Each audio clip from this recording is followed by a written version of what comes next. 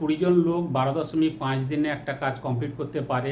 8 দিন পরে যদি 8 জন লোক চলে যায় তাহলে সেক্ষেত্রে বাকি কাজ কত দিনে হবে? খুব সহজভাবে আমরা করতে পারবো। এখানে যেটা বলছে যে 20 জন লোক কত দিনে কাজটি করতে পারে? 12.5 দিনে। তার মানে টোটাল যে কাজটা সেটা কত? 20 গুণিত 12.5, তার মানে টোটাল কাজ হচ্ছে কত? 250। এবার বলছে এই 20 জন লোক কতদিন কাজ করেছে? না 8 দিন কাজ করে। তাহলে কতটা কাজ করে ফেলেছে? 20 গুণিত 8, তার মানে 160 কাজ করে ফেলেছে। তাহলে বাকি যে কাজটা পড়ে আছে সেটা কত? 250 মাইনাস 160, তো সেক্ষেত্রে 90 কাজ পড়ে আছে। তাহলে এর জন্য কত সময় লাগবে? সেক্ষেত্রে আমরা দেখবো যে কাজটা পড়ে রয়েছে সেটা কতজন লোক কাজ করছে। আমরা জানি 20 জন লোক কাজ করছে, তার মধ্যে 8 জন লোক চলে গেছে।